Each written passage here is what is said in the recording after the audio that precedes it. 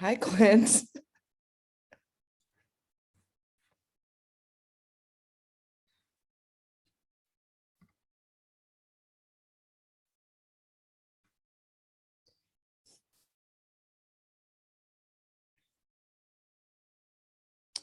Let's see.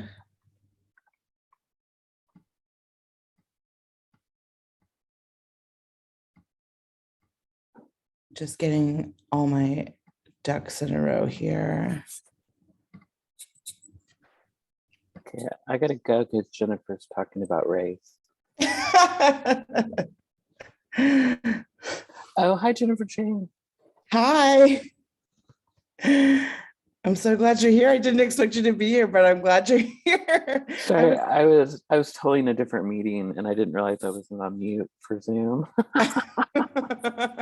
Mute myself and shut up. Well, we're still waiting for people to show up anyway. So. I love your dress is so cute. Thank you. I thought maybe it was appropriate.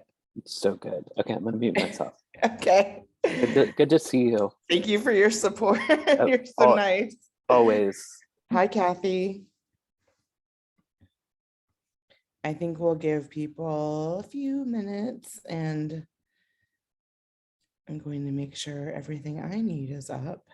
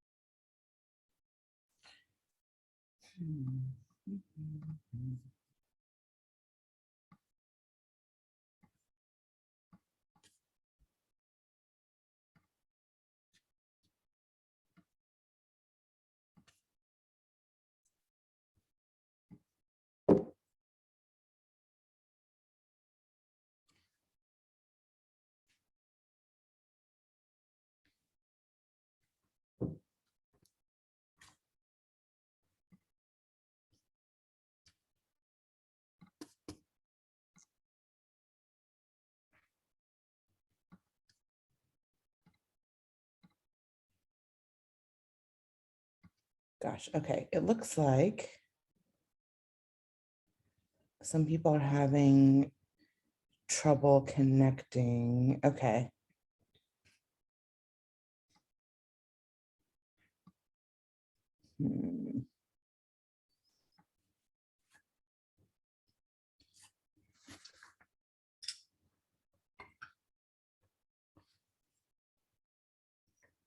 Okay, Kathy, it looks like Kathy is on.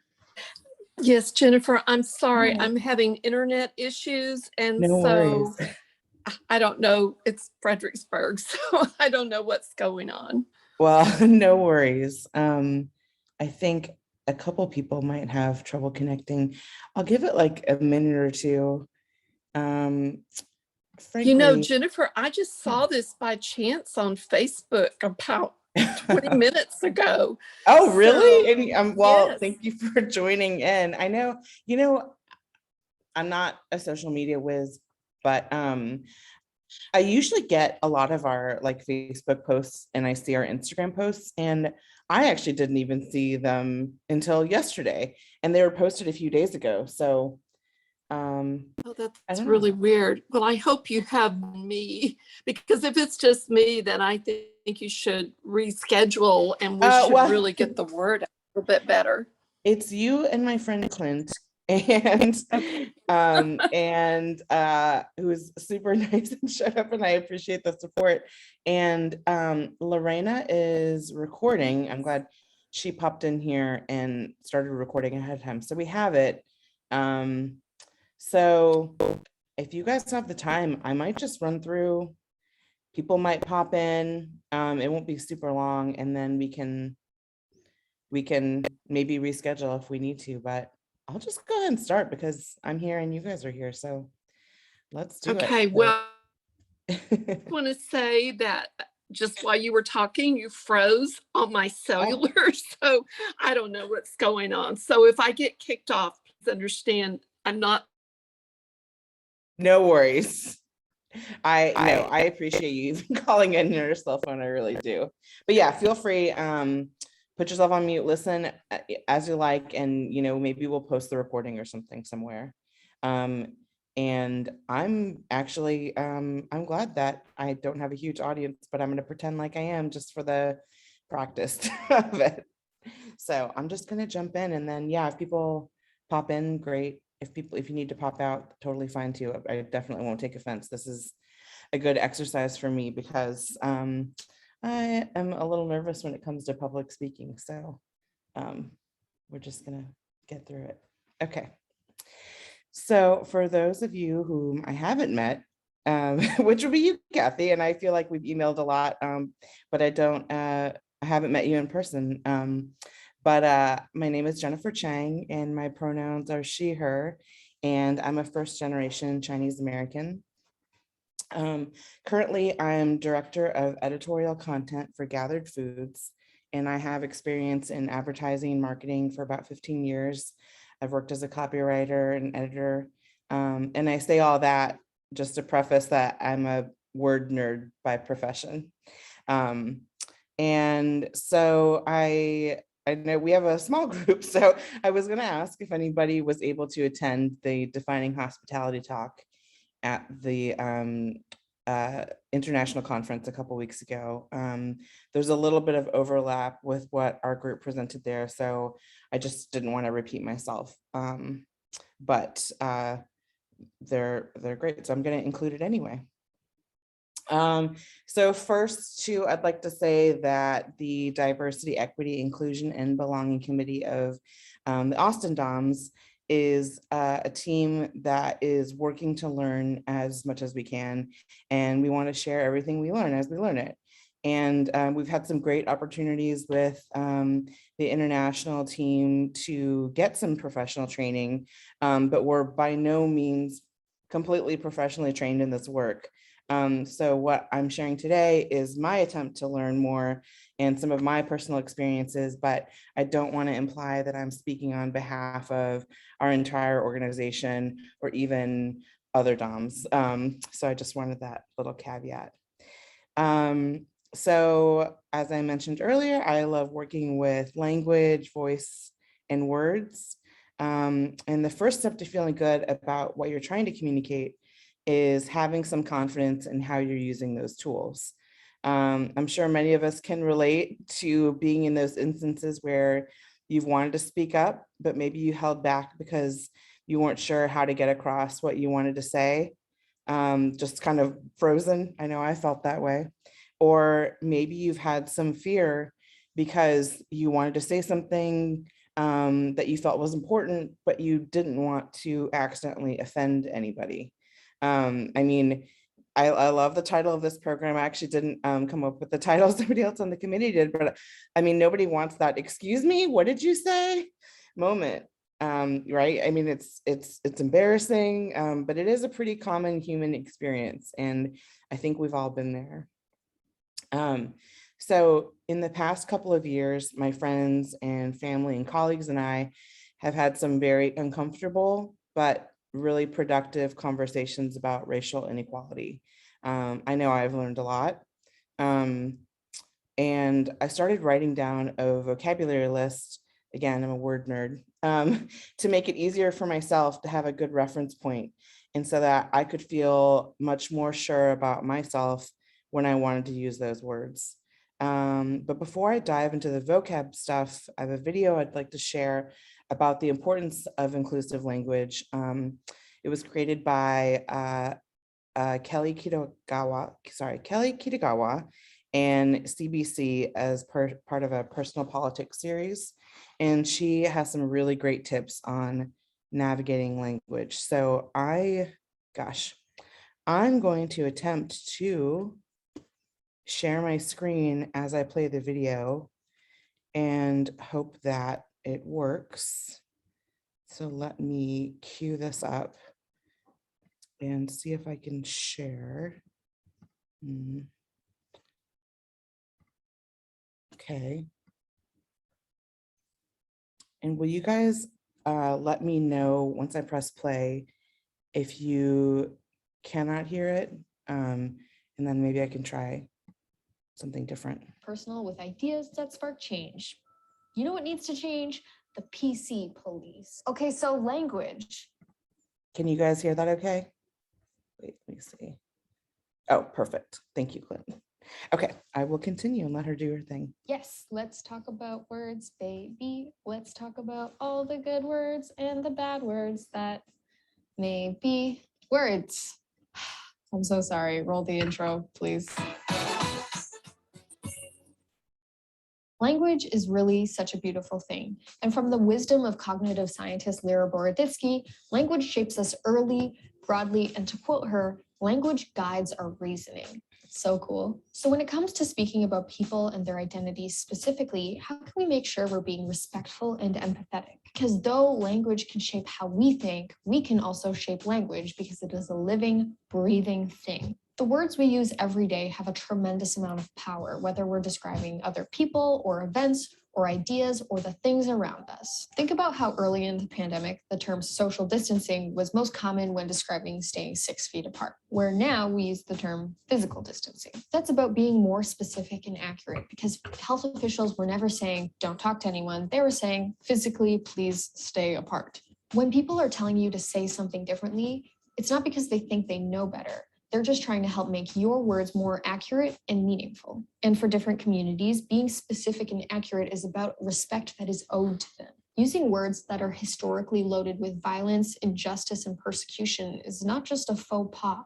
It often feels like an act of violence in and of itself. As someone who's received their fair share of racial and homophobic slurs, I can tell you it cuts deep and it makes people feel disrespected and often unsafe. Okay, so I want to reiterate that a key part of using your privilege is about listening to specific communities and learning from that knowledge. Adjusting the words you use is probably one of the most common ways to do this. If you need a refresher on how to use your privilege and what privilege is, go check out my last episode. Hang on, one thing first. In this video, I will not tell you what not to say. You will not face legal consequences for saying whatever horrible thing you can think of.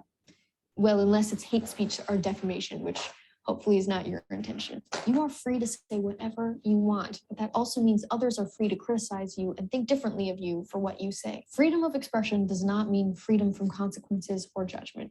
Like you can call me whatever slur you want as long as it's not hate speech, but I don't have to like it or be okay with it, and neither does anyone else. Now, much smarter people than me have developed frameworks to help you on the ever-changing journey of respectful language, because I'm not going to pretend that learning every single nuance about every single community is easy. It's definitely not. So here are 4 key concepts based off the style guides for inclusive language developed by the DC Fiscal Policy Institute and the nonprofit organization Some of Us. First, we're going to talk about people first language, which is super simple. Everyone is a person, and therefore we need to keep that as the #1 priority when we're talking about a certain group or identity. For example, that's why we say people of color rather than the obviously offensive colored people. That phrase feels loaded with racism because it is. It has painful associations with the Jim Crow era, segregation, and disenfranchisement. All in all, personhood must come first. That's also why we say people with disabilities and people of low income, rather than swapping those words around. It's also about respecting self-identification. Basically, it's key to give all the opportunity to self-identify and respect that agency once they have. This gives people power over their own story and how they are described. Simple things like asking someone's pronouns or sexuality instead of assuming, and respecting their pronouns. Something to think about, these aren't their preferred pronouns, they're just their pronouns. Remember when we were talking about making language accurate and specific? It's a key example. There are also things that you might not know about people's personal feelings about certain words. Like some LGBTQ plus people love the word queer and others really don't. Or like sometimes you might not know how a person of color might identify themselves. You should seriously just ask, hey, do you identify yourself as a person of color? If they identify as Black or Indigenous, it's important for them to have that moment to tell you. It's why we have a whole new acronym, Black, Indigenous people of color, rather than just people of color. It allows us to be more specific and accurate. These next two concepts are similar, and they're all about respect, acceptance, and being clear on what you're saying or writing. Using proper nouns and an active voice will help make sure that you are keeping people at the forefront of your language. Proper nouns, so like saying Kelly rather than that girl, aka the distinct name of a person, place, or thing. Proper nouns help us speak more specifically on an event or interaction and help avoid stereotyping by being more precise. Then it's about using an active voice. Whether you're writing or speaking about a community, a person, an organization, or a group of people, using an active voice helps point to who or what is doing the action. This helps us put our biases in check and help communicate more clearly and directly. For example, this is about racism in Stars Hollow versus racial inequality divides the community of Stars Hollow. The first example is vague and doesn't point to what is actually happening to the community. And in the second example, it's clear the blame is to be placed on racial inequality. This is indeed a Gilmore Girls reference, but to be clear, there is no racial division in Stars Hollow because there are like 3 people of color who say words in the entire 7 seasons of the show. No one is perfect. We are all on our own journeys. We have to help each other learn about these things. So Google a word or ask a friend or tell your mom she shouldn't say that thing anymore. Please just move through the world knowing that words can hurt in ways that you may not understand, and that not using a word or respecting someone's pronouns is way easier and kinder than hurting the people around you. Also, correcting a word choice is a great opportunity to call someone into a conversation. If you want to learn more about that, go check out my video on how to have tough conversations. Tell me about a time someone corrected you and you learned from it in the comments below, or tell me what you think a future episode should be. This is Personal Politics, where I get up close and personal with ideas that spark change. Thank you so much for watching. Be sure to subscribe to stay up to date, and I'll see you next time. Grammarly helps make your writing clear and concise, no matter where you are. Compose a cover letter that stands out thanks to flawless writing and compelling word choice. There we go. We are bombarded by that. Sorry about that. I hope you guys liked that video as much as I did. When I first watched it, I was like, oh my gosh, she covered like everything I wanted to say, only she did it way better because she's a professional broadcaster. So I'm really thankful to CBC and Personal Politics and Kelly Kitagawa for covering that. There was a lot of information presented there, but my takeaways were that, for one, I really love the notion of people first. That's just a good reminder I've been keeping in my head. Just it's a nice buzzword, people first, because it's a good reminder that at the heart of everything, this is all about sharing a human experience. And I really appreciate that Kelly makes a point that when you're in doubt, ask people what terms they prefer to use for themselves, and don't be afraid to ask. Not only are you ensuring that you're using the proper terms that they want to use at that time, but you're showing somebody else that you actually care what their preferences are.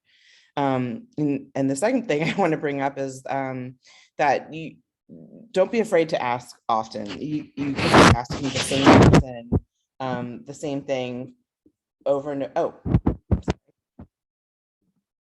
Thank you, Clint. I'm sorry. I turned off my video so you wouldn't see me drinking coffee during the video, but I'm back. I'll just pick up where I left off. Don't be afraid to ask often, even if you're repeating yourself or asking the same person the same thing. I promise you, most of the time, they won't mind, especially if they have pronouns that where they have specific preferences for their pronouns. For example, personally, one day I could totally be okay as identifying as fat, for example. If a fashion editor or somebody was talking to me about my dress, I might say I'm fat and proud. And I recognize that that's a term that maybe not everybody feels comfortable with, but let's say you catch me on another day when I might be a little bit more sensitive, or I might feel differently about my body. And I might tell you, well, actually, I prefer the term plus size. It might be a plus size day. And so that way, by asking me, we can use words to help us communicate instead of trying to skate around them and potentially obfuscate the intention of the conversation. And you're able to communicate like what you actually want to get across a little more accurately. That said, if you feel uncomfortable using a term, by no means do you have to use it. Just know that you know, the whole intention is to be inclusive. And so if you do feel comfortable, then you have the green light to use the word that they're asking you to use. And another thing, which I know the group talked a little bit about at the International DOMS conference, is don't be afraid of being wrong. It's an ego check for sure, but we all know that we're all wrong sometimes, because to err is absolutely human. We've all made mistakes, and there's a weird level of comfort knowing that we're just going to continue to make mistakes because we're human. So give yourself grace, get in touch with your real intention, and embrace the opportunity to learn. The more mistakes you make, the more comfortable you'll get with making them. And this is an anecdote I shared over video at the conference, but I was a writer and editor at Whole Foods Market for about 10 years. And one of my biggest career mistakes I made was in my second year there. I was on the marketing team, and I was really, really excited because we were going to create this big Chinese New Year sign package. People asked me like, hey, you know, we have this Chinese New Year program. We're going to feature produce and condiments and things like that. And I was like, oh, this is so exciting, because I felt so seen. I was really psyched because I hadn't really seen a lot of representation for Chinese New Year in a lot of other grocery stores. So I was like, awesome, let's do it. And so I created the sign package. It went out to almost 300 stores. You know, Chinese New Year came and went.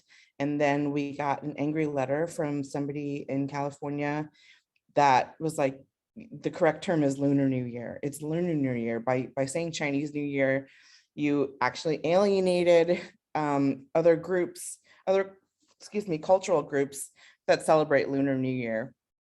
And I was super embarrassed, because it was as if everything I was proud and excited about was like flipped on its head, because I took that away from somebody else.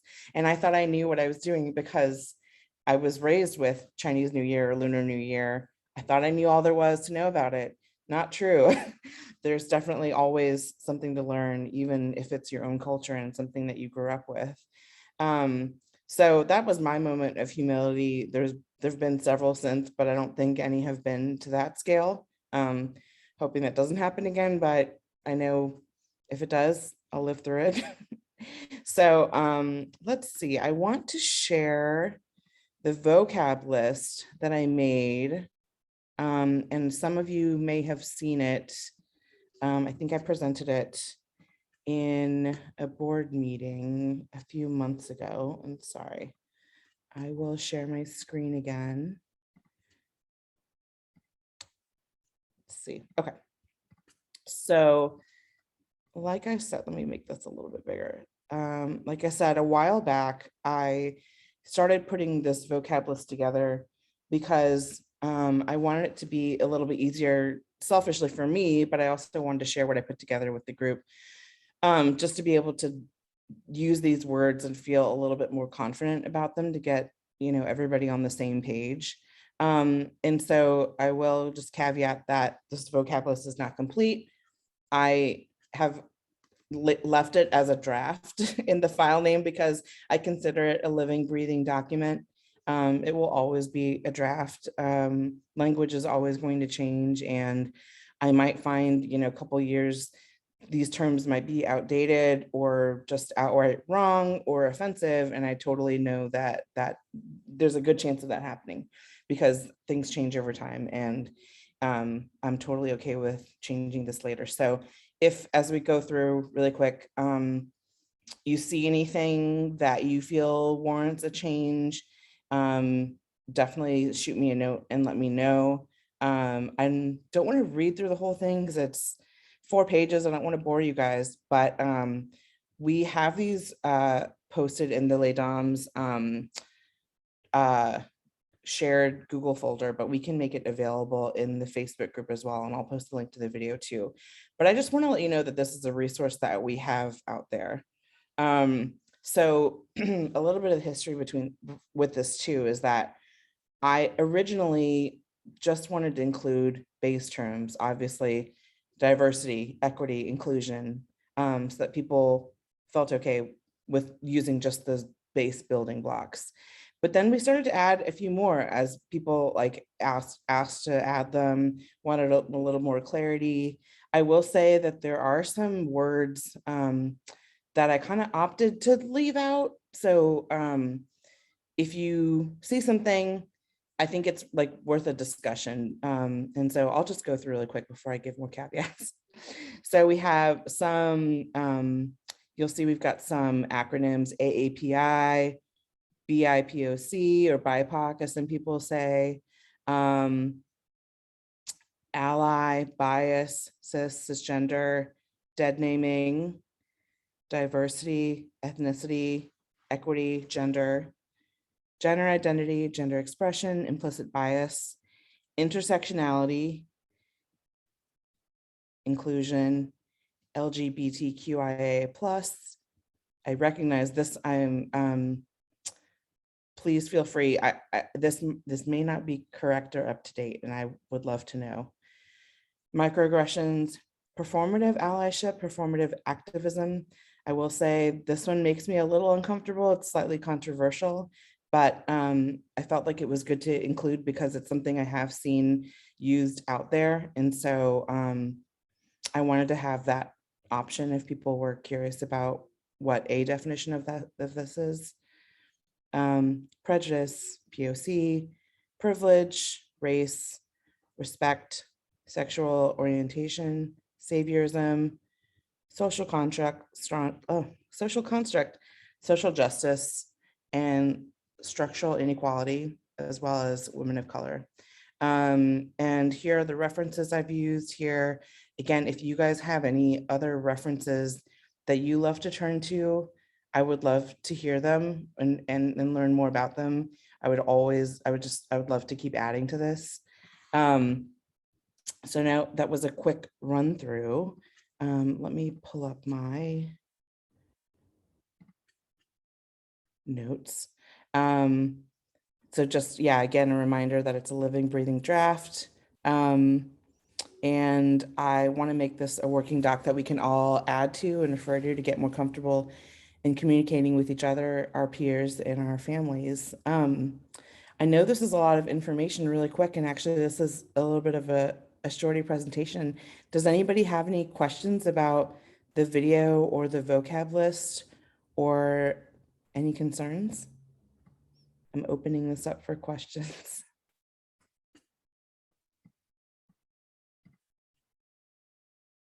Okay. Well, thanks to all the DOMs that attended. Thank you, Clint, and thank you, Liz, for your support. I appreciate it.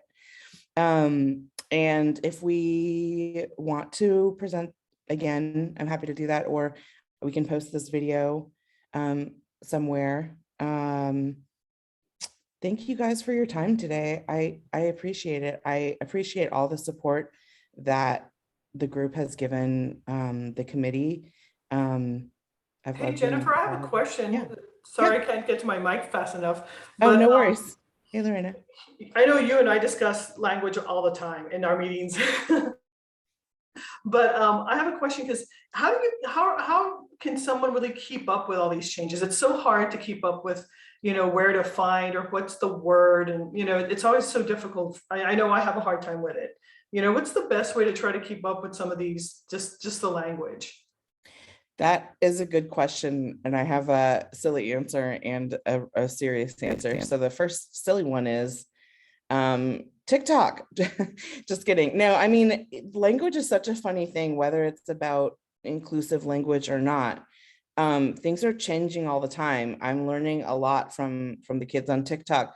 Words like sus, like the slang is out there, and you'll hear stuff dropped all the time, and I have to like Google it and like look on. I mean, Urban Dictionary isn't the best place, but I have to ask like young people what certain words mean. So that's one silly answer, but actually it's like I keep up with social media, just silly things just for amusement, or just to, like I'm a word nerd, so I love to keep up that way. And then a more official answer is I when I first started the list, it was really digging into DEI sites and seeing language and like their lists for one. And that keeps me up to date. I hope to have more training opportunities with the international group. I think that'll help keep us up to date. And then another thing is just keeping yourself apprised, whether it's Wall Street Journal, New York Times, Washington Post, Rolling Stone. I mean, all these publications are, they are also word nerds, and they're writing, and they want to make sure they're using the correct language, and they also want to use language that's relatable to as many people as they can reach. So those are how I keep up. Again, that's my personal experience. So I don't know how other people do it, but that's how I do it. And yeah, I know I was joking about TikTok, but it's real. Yeah. No, actually, I see a lot like on Instagram or I'll see something on social media, and I guess what scares me the most is that what if I use something inappropriately? Just because I saw it on social media, am I saying it appropriately, or am I really is that a real thing? Sometimes is what I kind of question myself about. Right, like best case scenario, you'll use it and it'll be awkward.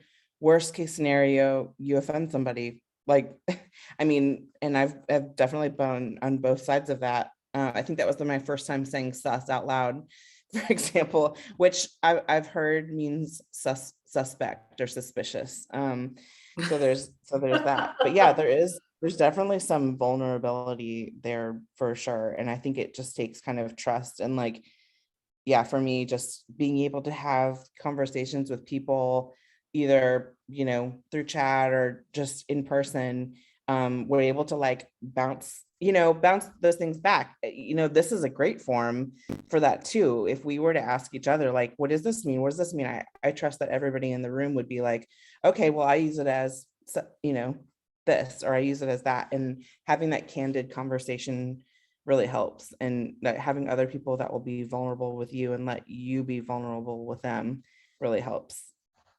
I'm also really lucky to have a smart friend group that will kind of keep me in check. Well, luckily, I have a committee to keep me in check constantly. So yeah, same. You all are amazing with all you do. So, and thank you for putting this together. I really appreciate, thank you for the opportunity, Lorena. I wouldn't have done it unless you guys like asked me to, because I'm like terrified of public speaking, and the virtual doesn't exactly hit the same, but it might as well be for me. I appreciate everybody for showing up today. Absolutely. Thank you, Jennifer. Yeah. Anybody else have any questions before we adjourn for lunch? Okay, thank you guys. And like I said, I will post a link to the doc as it stands now, and a link to the video. And Clinton, Liz, if you guys would like this separately, I will send it to you. Thank you guys for showing up. Okay, bye guys.